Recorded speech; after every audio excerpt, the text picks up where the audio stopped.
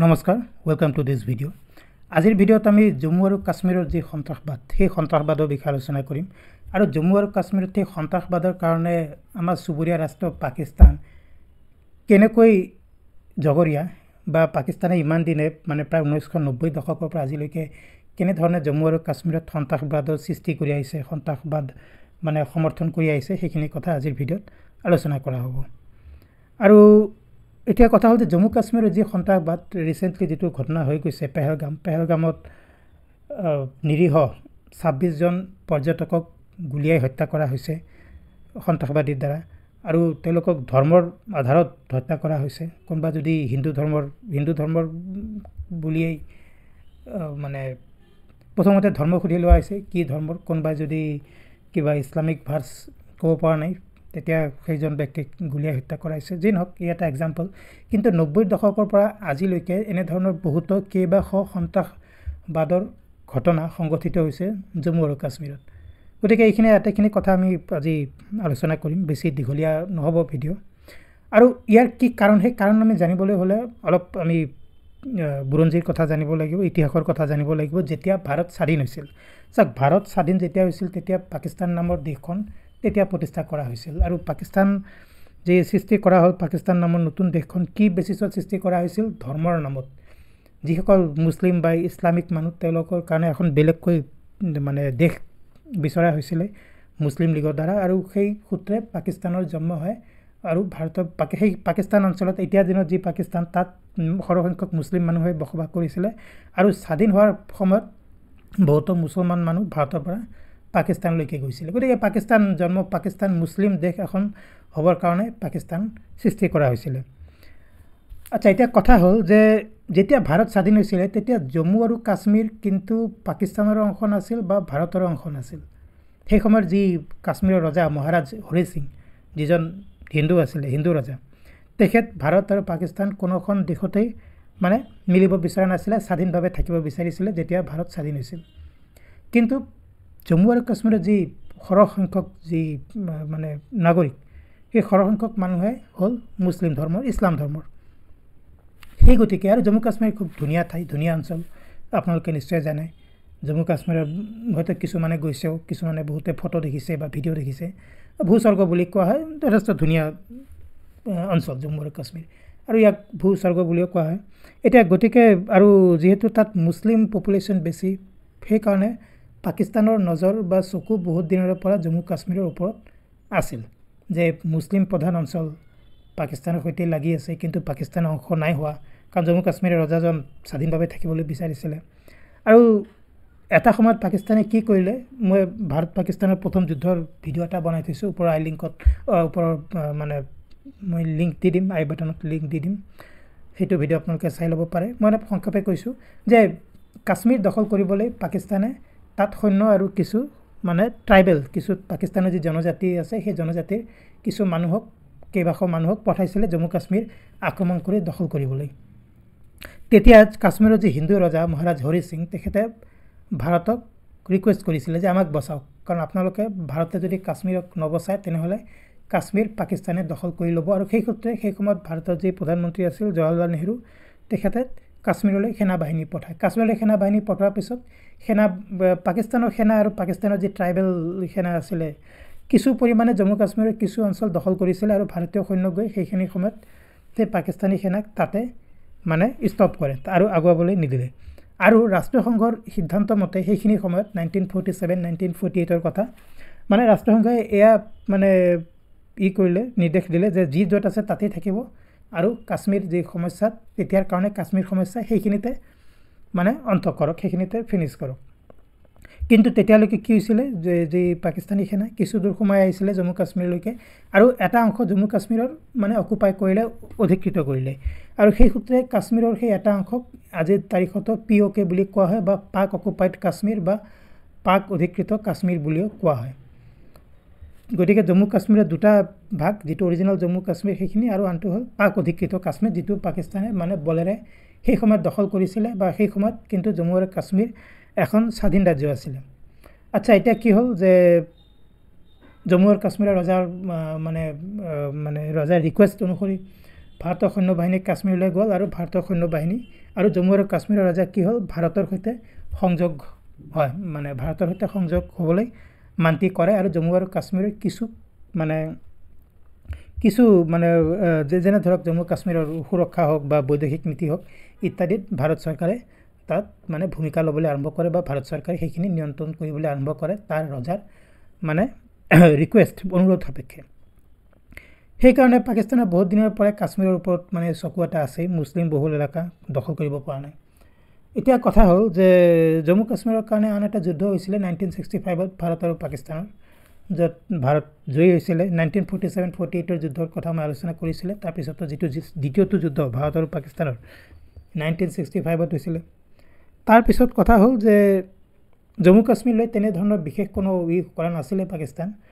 আৰু ইতিমধ্যে কি হ'ল 1971ত তৃতীয়টো যুদ্ধ হয় ভাৰত আৰু পাকিস্তান আপোনালোকে নিশ্চয় জানে তাত বাংলাদেশৰ সৃষ্টি হ'ল যেটো পূব পাকিস্তান সেইখিনি বাংলাদেশৰ যি মানে মুক্তি যুদ্ধ আছিলে আৰু পাকিস্তান দেশখনৰ দুটা ভাগ হ'ল এইখিনি সময়ত গতিকে পাকিস্তানৰ কাৰণে কি এটা ডাঙৰ পৰাজয় আছিলে আৰু তাত কিন্তু পাকিস্তানৰ মানে তেতিয়া মানে যথেষ্ট মানে আক্ৰোশৰ সৃষ্টি হয় ভাৰতৰ বিৰুদ্ধে পাকিস্তানৰ ৰাজনীতি হওক বা পাকিস্তানৰ সেনা বাহিনীৰ মানে ভাৰতৰ বিৰুদ্ধে এটা যথেষ্ট আক্ৰোশৰ সৃষ্টি হয় আৰু পৰৱৰ্তী সময়ত 1980 দশকত মানে কি হয় এই পাকিস্তানৰ যি চোৰাংচোৱা সংস্থা ISIৰ দ্বাৰা কাশ্মীৰ মানে পাঞ্জাবত মানে খালিস্তানী যি সন্ত্ৰাসবাদ আছিলে খালিস্তানী সন্ত্ৰাসবাদক সমৰ্থন জনোৱা হয় আৰু কিছু সমস্যাৰ সৃষ্টি হয় খালিস্তান সন্ত্ৰাসবাদৰ সৈতে পাঞ্জাব অঞ্চলত আৰু খালিস্তান সন্ত্ৰাসবাদ বা সেই সময়ৰ ভাৰতৰ প্ৰধানমন্ত্ৰী 1980ৰ কথা কৈছোঁ শ্ৰীমতী ইন্দিৰা গান্ধীৰ কথা মই বেলেগ এখন ভিডিঅ'ত আলোচনা কৰিম আৰু পাকিস্তানত মানে পাঞ্জাবত সন্ত্ৰাসবাদ দমন কৰা হ'ল খালিস্তানী সন্ত্ৰাসবাদ সেই সময়তে 80 দশকত কি হ'ল 80 দশকত মানে জম্মু আৰু কাশ্মীৰত কিছু সমস্যাই দেখা দিয়ে এটা ধৰক জম্মু আৰু কাশ্মীৰ কিমান মানে অৰ্থনৈতিকভাৱে হওক বা ৰাজনৈতিকভাৱে হওক কিমান মানে ডেভেলপমেন্ট বা কিমান উন্নয়ন হ'ব পৰা নাছিলে জম্মু আৰু কাশ্মীৰৰ বা কিছু পৰিমাণে যিবিলাক ভাৰতৰ কেন্দ্ৰীয় চৰকাৰ আছে সেই কেন্দ্ৰীয় চৰকাৰৰ দ্বাৰা কিছু পৰিমাণে জম্মু আৰু কাশ্মীৰক নেগলেক্ট কৰাও দেখা গৈছিলে আৰু 1987ত কি হ'ল জম্মু আৰু কাশ্মীৰত এটা ভোট মানে ইলেকশ্যন হৈছিলে তাৰ বিধানসভা আৰু সেই বিধানসভা ইলেকশ্যনত ৰিগিং মানে যি ইলেকশ্যনত মানে ইলেকশ্যন প্ৰক্ৰিয়াত মানে ধৰক এটা পক্ষই কি কৰে নিজৰ মানে ৰিগিং মানে ধৰক ভোটত জালিয়াতি কৰা বুলি মানে অভিযোগ তোলা হৈছিলে সেই আৰু এই যি ৰিগিং বা এই যে 1987ত যি ভোটত জালিয়াতি কৰা যি অভিযোগ অনা হৈছিলে তাৰ ফলস্বৰূপে কিন্তু জম্মু আৰু কাশ্মীৰত একাংশ মানুহৰ মাজত যথেষ্ট অসন্তোষে দেখা দিয়ে আৰু কাশ্মীৰত যি এই উগ্ৰপন্থা বা যি সন্ত্ৰাসবাদ তেতিয়াৰ পৰাই আৰম্ভ হোৱা বুলি ক'ব লাগিব মেইনলি ধৰক এই এৰাউণ্ড 1989-1990 তেনেকুৱা চনৰ কথা মই কৈ আছোঁ আৰু 1996 লৈকে মানে জম্মু আৰু কাশ্মীৰত ৰাজ্যপালৰ শাসন চলিছিলে এতিয়া কথা হ'ল অকল এয়াই নহয় আৰু কিছু কাৰণো আছিলে এতিয়া ক'লোঁ যে অৰ্থনৈতিকভাৱে জম্মু কাশ্মীৰ বেছি আগুৱাই যাব পৰা নাছিলে তাৰপিছত আন এটা হ'ল যে ইছলামিক ৰেডিকেলাইজেশ্যন বা যি মানে ইছলামিক যি আছিলে মানে ইছলামিক মৌলবাদ সেই সময়ত গা কৰি উঠিছিলে জম্মু আৰু কাশ্মীৰত তাৰ কাৰণে বহুখিনি পাকিস্তানৰ জগৰীয়া যেহেতু পাকিস্তানৰ যি ISI চোৰাংচোৱা সংস্থা এটা ছফ্ট স্পট পালে জম্মু আৰু কাশ্মীৰৰ মানুহক মানে উচতনি দিয়া নিচিনা হ'ল যে আপোনালোকে নিজৰ কাৰণে যুদ্ধ কৰক নিজৰ কাৰণে সংঘৰ্ষ কৰক ভাৰত ৰাষ্ট্ৰৰ বিৰুদ্ধে আৰু যেহেতু সেই সময়ত জম্মু আৰু কাশ্মীৰৰ অৱস্থা বিশেষ ভাল নাছিলে বহুতে সেই উচতনিত মানে উচতনিৰ সৈতে মান্তি হ'ল তেনেকুৱা ক'ব পাৰোঁ আৰু 80 দশকত আন এটা ঘটনা সংঘটিত হৈছিলে সেইটো হ'ল আফগানিস্তান তাত সোভিয়েট ৰাছিয়াৰ দখল আছিলে কিছু বছৰ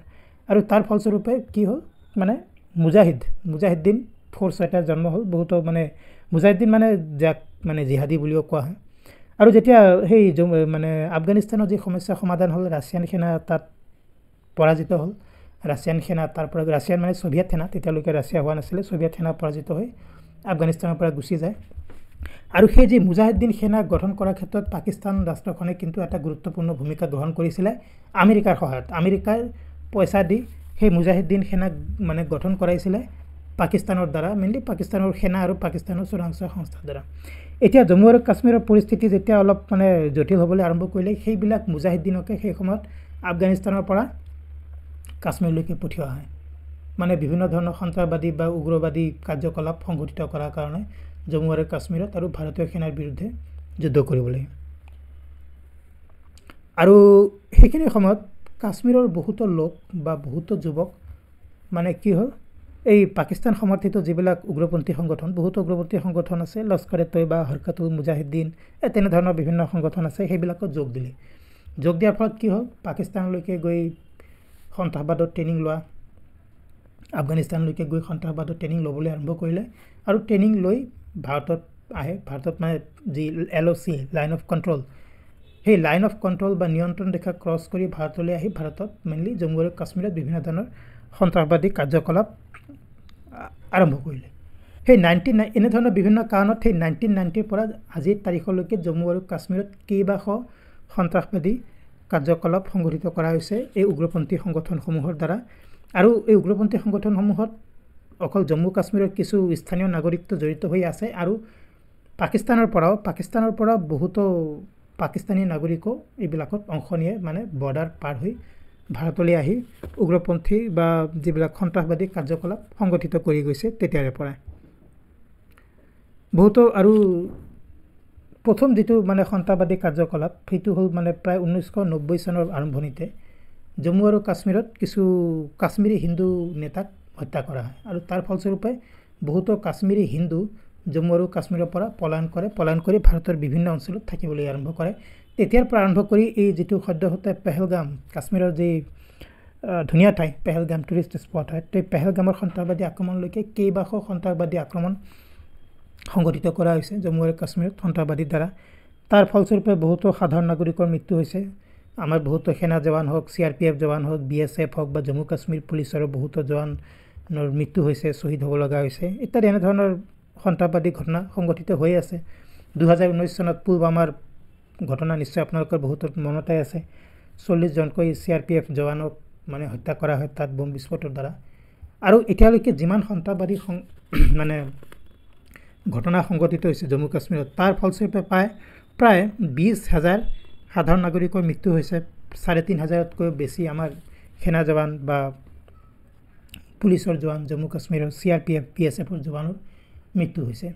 গতিকে এনেধৰণৰ ঘটনাবিলাক এনেধৰণৰ মানে সংগঠিত হৈ আছে আজিলৈকে জম্মু আৰু কাশ্মীৰত আৰু আৰ্টিকেল 370 ইয়াৰ ওপৰত মই ভিডিঅ' বনাই থৈছোঁ আৰ্টিকেল 370 যেতিয়াৰে পৰা মানে বাতিল কৰা হয় তেতিয়াৰ পৰা কিন্তু জম্মু আৰু কাশ্মীৰ বহু পৰিমাণে শান্ত হৈ আছিল বা সন্ত্ৰাসবাদী আক্ৰমণ বা এনেধৰণৰ কাৰ্যকলাপ যথেষ্ট পৰিমাণে কমি গৈছিল আৰু জম্মু কাশ্মীৰত পৰ্যটনো বহুত পৰিমাণে বাঢ়ি গৈছিল লাখ লাখ পৰ্যটক ভাৰতৰ পৰা হওক বা বিদেশী পৰ্যটক জম্মু আৰু কাশ্মীৰ ভ্ৰমণ কৰিবলৈ অহা হৈছিল কিন্তু এতিয়া যি ঘটনা সংঘটিত হ'ল সেই ঘটনাৰ পিছত কিন্তু বহুতো পৰ্যটক জম্মু আৰু কাশ্মীৰত মানে যাবলৈ বন্ধ কৰিব বা যিবিলাকে মানে নিজসকলে নিজৰ মানে বুকিং কৰিছিলে টুৰ পেকেজ হওক হলিডে পেকেজ হওক সেইবিলাকো কিন্তু বহুতে বাতিল কৰিছে আৰু ই নিশ্চয় জম্মু আৰু কাশ্মীৰৰ যি টুৰিজিম বা পৰ্যটন উদ্যোগ তাৰ কাৰণে বিশেষ এটা ভাল খবৰ নহয় আৰু ইয়াৰ ফলস্বৰূপে জম্মু আৰু কাশ্মীৰত মানে কিছু পৰিমাণে হ'লেও আৰ্থিক মানে লছ হ'ব ইকনমিক লছ হ'ব কিন্তু এইখিনি টান এটা কথা মন কৰিবলগীয়া যে কাশ্মীৰত যিবিলাক সন্ত্ৰাসবাদী মানে আক্ৰমণ হৈছে যিটো পেহেলগামত হ'ল তাত কিন্তু স্থানীয় নাগৰিকৰ সহায় অবিহনে সেয়া কৰা সম্ভৱ নহয় কাৰণ বাহিৰা উগ্ৰপন্থী বিদেশী উগ্ৰপন্থী পাকিস্তানী উগ্ৰপন্থী হওক বা অন্য কোনো ক'ৰ পৰা আহি ক'ব নোৱাৰোঁ বিদেশী উগ্ৰপন্থী কিন্তু ভাৰতৰ মাটিত এনেধৰণৰ সন্ত্ৰাসবাদী কাৰ্যকলাপ সংগঠিত কৰিব নোৱাৰে যদিহে